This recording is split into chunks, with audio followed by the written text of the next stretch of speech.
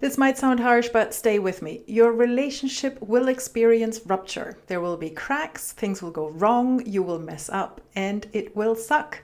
That doesn't mean you'll break up. It's just a sign that you're two actual people living an actual life together, and the quality of your relationship over the long term has less to do with how many ruptures you're experiencing and more to do with how good you get at repairing them. However, repair is a great skill, yes, but there's an even more useful skill sitting underneath it, which is learning to tell the truth before things escalate. How to have the awkward but preventative conversation, because a lot of what looks like rupture is just accumulated avoidance that finally got too heavy. In this video, we're going to look at both. When something goes wrong in a relationship, someone lied, someone cheated, someone broke an agreement and got found out, the instinct is to apologize quickly and move on. Get back to normal as fast as possible. There's nothing to see here, no big deal, I didn't mean it, move on. Totally understandable, especially if you're the one who did the lying or the cheating and got caught. You'll be experiencing guilt and shame, and those feel horrible, so you want to shut that down ASAP. But in relational situations, if you don't slow down to understand how what you did actually affected your partner, a quick apology can only paper over the crack. Depending on the severity of the issue, that crack can be a thin line on the wall or a crater in the foundation, and we'll get into that in a little bit. The principle is the same. A good repair is not just an apology, it is a process. It involves actually sitting in the discomfort of what happened, understanding it from your partner's point of view, not just your own, expressing that you genuinely get how it landed for them and you don't want to skip this, figuring out not just what you want to do differently, especially why that different thing is also in your best interest. To keep my partner happy doesn't cut it here, okay? So before we get more into the repair itself, let's take a step back and look at why the rupture happened in the first place. Ellyn and Peter Pearson founded the Couples Institute, whose developmental model has shaped a lot of how I think about relationships, wrote about 4 kinds of lies that show up in long-term relationships. It's from their book, aptly called Tell Me No Lies. So the first is what they call the loving lie. This is the one most of us tell without thinking twice. No, your bum looks fine in that. Yes, your boss is well out of order, etc. You know, it's well intentioned. It usually doesn't cause lasting damage, and most couples have an implicit understanding that these exist.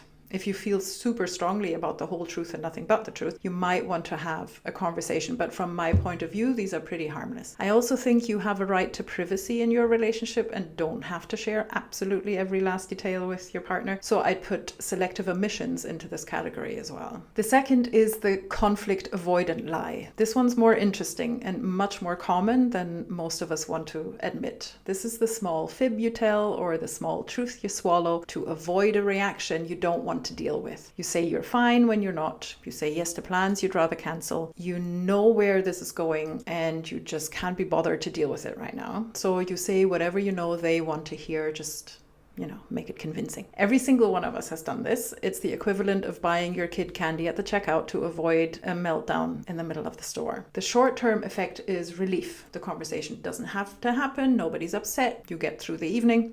But what's happening underneath is that your partner is starting to build a picture of you that isn't quite accurate. And you're building a small private habit of managing them and managing their experience of you rather than connecting with them. And this is what erodes trust over time. This is where we see the biggest difference between intent, what you wanted to achieve with your little lie, and the actual impact on your partner. And we're going to get into that a little bit later as well. The third kind is called the passive-aggressive lie. This is the conflict-avoidant lie with a self-interested layer added on top. The internal logic here tends to sound something like, I know this isn't what we agreed, I know they won't like it, but I want it, and the opportunity is presenting itself, and what they don't know won't hurt them. There's more intentionality here, a willful omission of something you know is going to get you in trouble, more willingness to prioritize your own needs over the shared agreements, and considerably more damage when it comes out, which, as dumb luck would have it, it almost always does eventually. So finally, the fourth lie is the felony lie. Things like,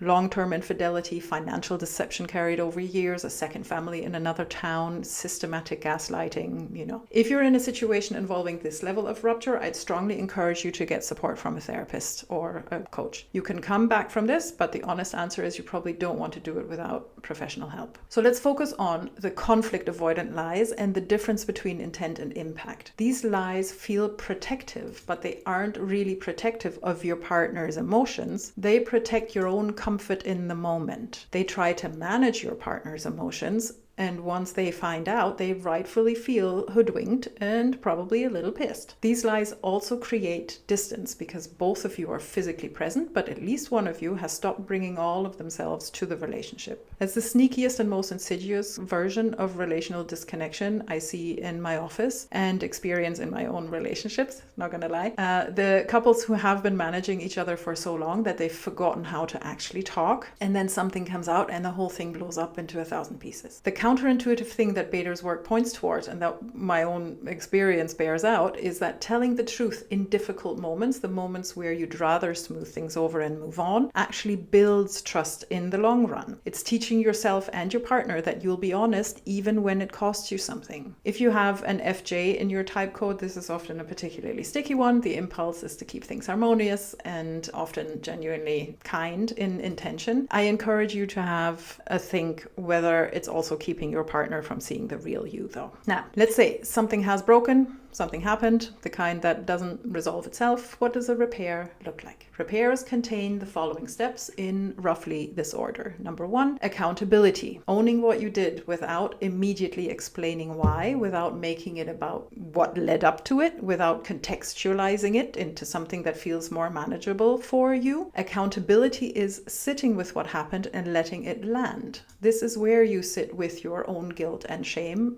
And yes, that sucks. You don't have to totally collapse into mea culpas, but can you acknowledge that you messed up? Can you see beyond your intention and recognize the actual impact? Because that's the second step. Genuinely getting curious about your partner's experience. Not curious as a tactic for de-escalating them, actually curious. What happened for them? What's the thing that hurt them most? What did this remind them of? You need to stay in it long enough that you can say it back accurately in a way that they recognize. This might take many conversations, not just 1 or 5, but ideally, once your partner feels truly understood, they will be ready to look forward how to move on from here. So this really is a bit that you don't want to rush. Number 3, expressing real empathy. Not, I understand you feel that way, which is often a thinly veiled, I don't agree with you.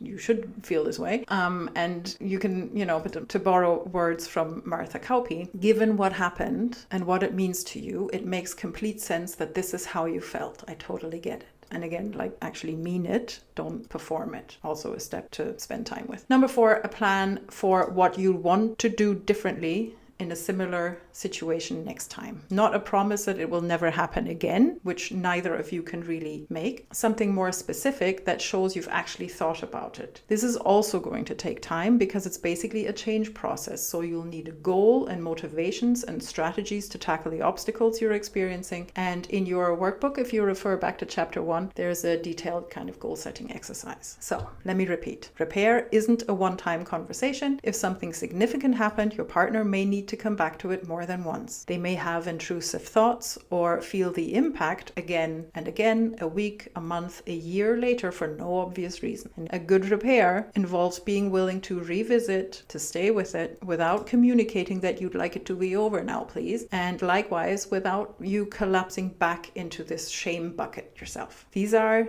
the tips if you're the one who did the hurting. There's also a best practices if you're the one who is hurting, and I wrote a blog post about that, which you can find on my website. This video is already pretty long. Okay, I hope you found the very brief overview of repair steps useful. Let me know if you want support with any of these. Again, the deeper and arguably more effective and efficient work, if you're interested in it, is building the habit of being more honest before things break. So this is the differentiation in classical couples coaching sense, the ability to know what you actually think and feel, to say it to someone you love, even when it's hard for them to hear, and to stay regulated and curious while they respond, even if the response is difficult for you to hear. Differentiation has also been described as the ability to stay true to yourself while your partner moves too much inside or too much outside of your emotional comfort zone, if that resonates more. What this requires in practice is a low charge moment where you and your partner talk about this explicitly. Definitely not while one or both of you are tired, hungry, or in the middle of an argument. Maybe it's Tuesday, maybe you're having a cup of tea, maybe you're out on a micro connection stroll or something. So you can say something like, I've been noticing I sometimes manage things rather than just tell you, and that's not who I want to be or how I want to show up in this relationship. I want to try and be more honest about the small stuff, even when it's a bit uncomfortable, because I think that serves us better in the long term. And I want you to know you can do the same with me. Can we have a conversation about what that might look like? Now, we also know that knowledge doesn't change anything. You have to practice doing something differently if you want things to go differently. So for this month's experiment, I want you to notice one moment where you chose to manage rather than engage. Take out your journal, think it through. What was the truth you swallowed? What were you protecting yourself from saying? And if you had said it, what do you think would have happened? Same from the other perspective. When your partner told you something you didn't like, how did you react? Was your reaction encouraging your partner to share more?